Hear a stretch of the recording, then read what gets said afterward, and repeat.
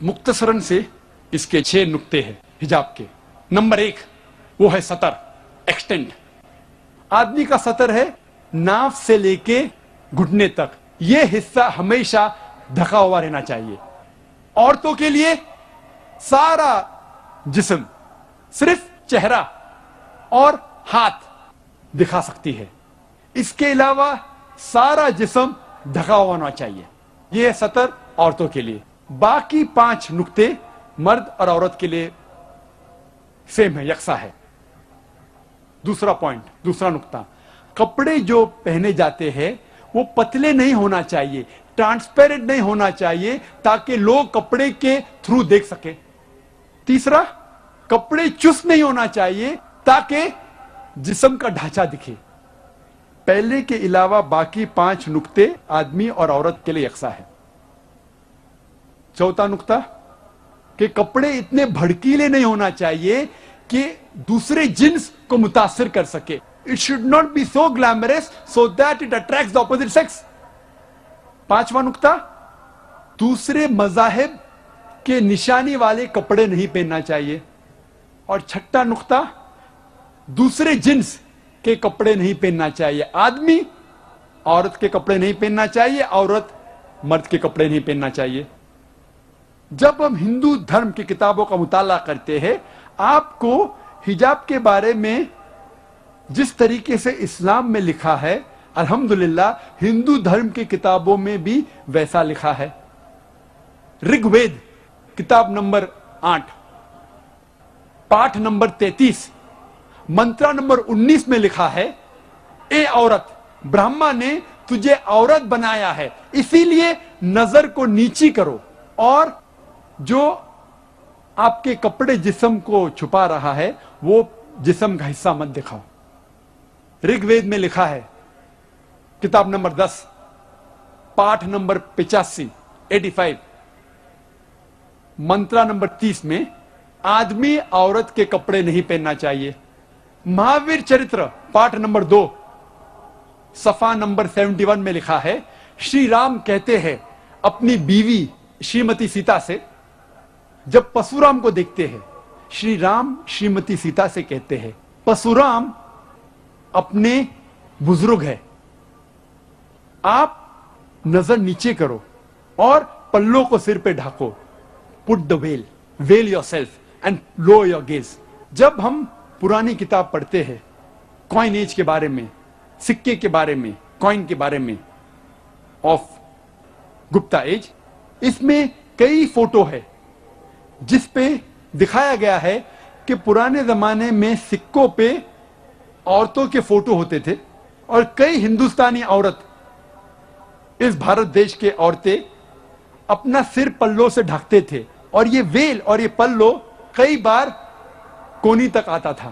آج کی تاریخ میں بھی، آج بھی اگر آپ جائیں گے کئی گاؤں میں عورتیں سر کو پلوں سے ڈھکتے ہیں جس طریقے سے اسلام میں لکھا ہے.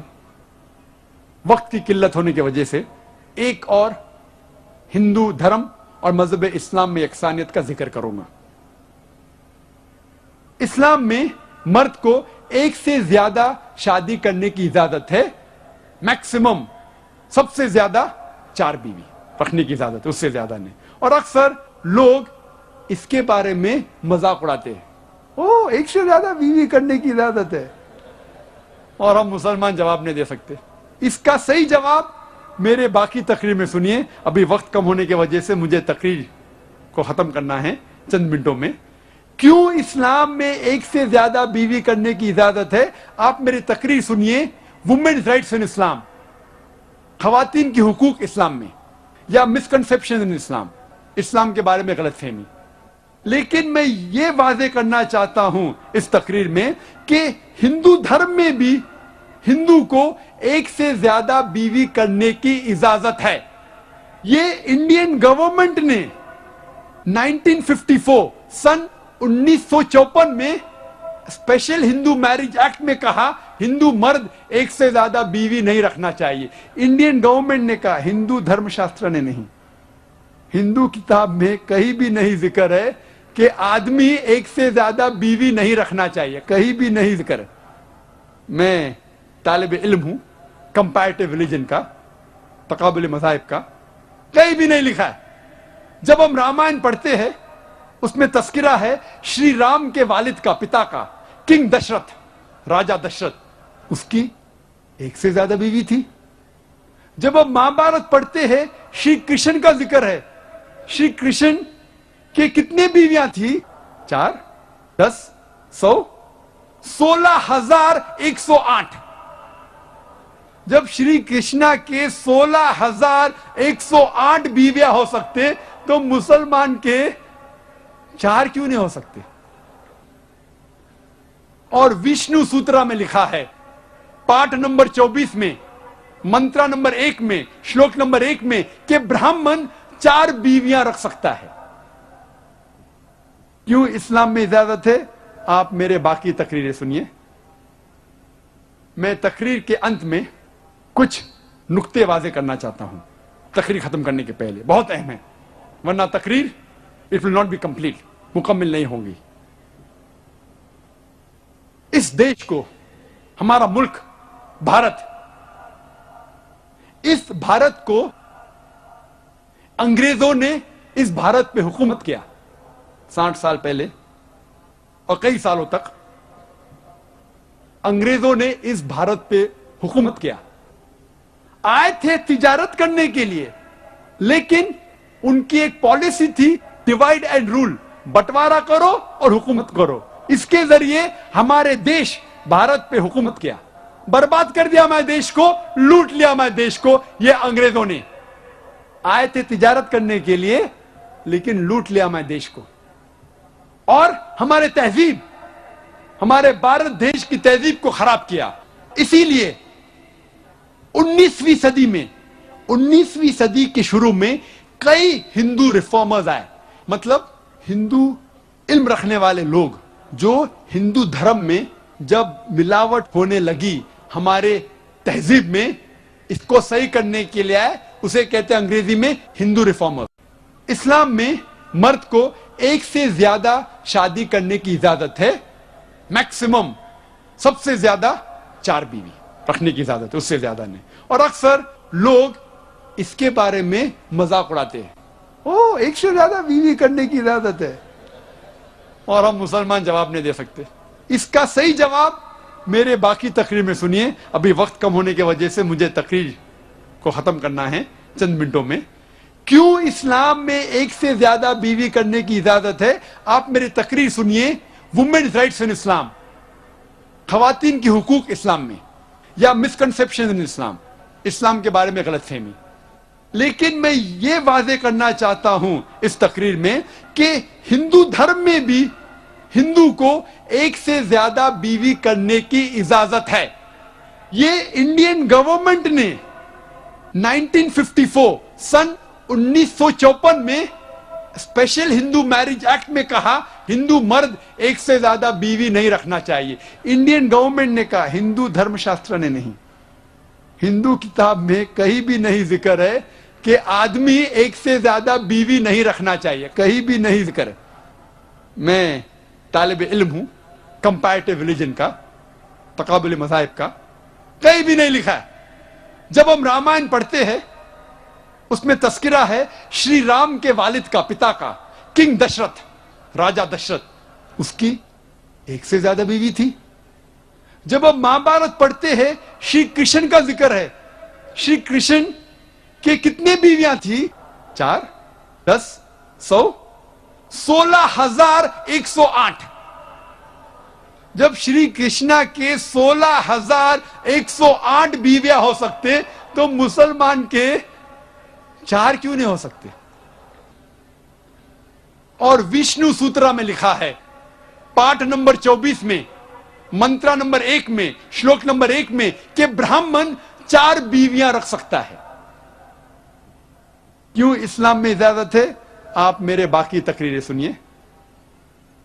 मैं तकरीर के अंत में कुछ नुक्ते वाजे करना चाहता हूं तकरीर खत्म करने के पहले, बहुत अहम है, वरना तकरीर it will not be complete, मुकम्मल नहीं होगी।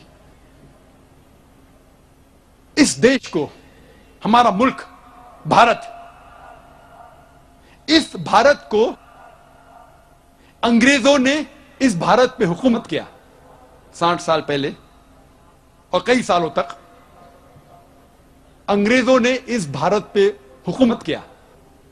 آئے تھے تجارت کرنے کے لیے, لیکن ان کی ایک پالیسی تھی ڈیوائڈ اینڈ رول, بٹوارا کرو اور حکومت کرو. اس کے ذریعے ہمارے دیش بھارت پہ حکومت کیا, برباد کر دیا ہمارے دیش کو, لوٹ لیا ہمارے دیش کو. یہ انگریزوں نے آئے تھے تجارت کرنے کے لیے, لیکن لوٹ لیا ہمارے دیش کو, اور ہمارے تہذیب, ہمارے بھارت دیش کی تہذیب کو خراب کیا. اسی لیے 19ویں صدی میں, 19ویں صدی کے شروع میں کئی ہندو ریفارمرز آئے, مطلب ہندو علم رکھنے والے لوگ جو ہندو دھرم میں جب ملاوٹ ہونے لگی ہمارے تہذیب میں, اس کو صحیح کرنے کے لیے آئے. اسے کہتے ہیں انگریزی میں ہندو ریفارمرز. اور سب سے اول اور بہترین ریفارمر بہت فیمس ہے, اس کا نام ہے راجا رام موہن رائے. راجا رام موہن رائے کی پیدائش ہے 1772 کی, اور راجا رام موہن رائے نے مہارت پائی انگریزی زبان میں, پرشین میں اور عربی زبان میں. اور وہ سخت خلاف تھے ستی کے. عورت بیوی اپنے آپ کو اپنے شوہر کے پیر پہ جب اسے جلایا جاتا ہے, جب اندر جاتی ہے جل جاتی ہے زندہ, اسے کہتے ہیں ستی. اس کے خلاف تھا. راجا رام موہن رائے نے کوشش کی اپنشد کو پھیلانے کی. انہوں نے کہا کہ اپنشد کے ٹیچنگز ہے, جو سکھایا گیا اپنشد میں, اس کے مطابق ہمیں زندگی جینا چاہیے. اور وہ سخت خلاف تھے بت پرستی کے. انہوں نے ایک کتاب لکھی سن 1803 میں, تحفہ الموحدین, ایک کتاب لکھی پرشین میں, تحفہ الموحدین. اس میں لکھا کہ بھگوان خدا ایک ہی ہے, بت پرستی غلط ہے. وہ پولیتھیزم, انیک خدا کے خلاف تھے, خدا صرف ایک تھا. انہوں نے کہا, اور اس کتاب میں لکھا کہ بت پرستی حرام ہے, اوتار غلط ہے, بھگوان اس زمین پہ روپ لے کے نہیں آتا ہے, انسان کا روپ دھارن کر کے نہیں آتا ہے. اور راجا رام موہن رائے نے لکھا کہ جات پات, کاسٹ سسٹم غلط ہے, اونچ نیچ جات پات غلط ہے. اور انہوں نے قائم کیا ایک ادارہ جس کا نام تھا برہمو سماج. اور برہمو سماج کے ٹرسٹ ڈیٹ میں راجا رام موہن رائے لکھتے ہیں کہ اس ٹرسٹ کے بلڈنگ میں کوئی بھی بت, کوئی بھی اسٹیچو, کوئی بھی اسکلپچر, کوئی بھی کارونگ, کوئی بھی فوٹو, کوئی بھی پینٹنگ اور اس کے جیسی چیز اس بلڈنگ میں نہیں آئیں گے. وہ اتنا خلاف تھے بت پرستی کے. اور برہمو سماج اور پھیلنے لگا, اور اس کے کئی شاخے, many offshoots came of Brahmo سماج. لیکن جتنے بھی شاخے بنے برہمو سماج کے, ان کے چند نقطے یکساں تھے. نمبر 1, وہ مانتے تھے کہ خدا ایک ہے, بھگوان ایک ہے. They were against polytheism, انیک بھگوان کے خلاف تھے. اس میں لکھا تھا کہ بت پرستی حرام ہے, غلط ہے. اس میں لکھا تھا کہ اوتار جیسی چیز, بھگوان انسان کا روپ دھارن کر کے دھرتی پہ نہیں آتے. کاسٹ سسٹم, جات پات کے خلاف تھے. Cycle of birth and rebirth optional تھا, آپ کو ماننے کا ہے تو مانو, نہیں ماننے کا ہے تو نہیں مانو, پنرجنم میں.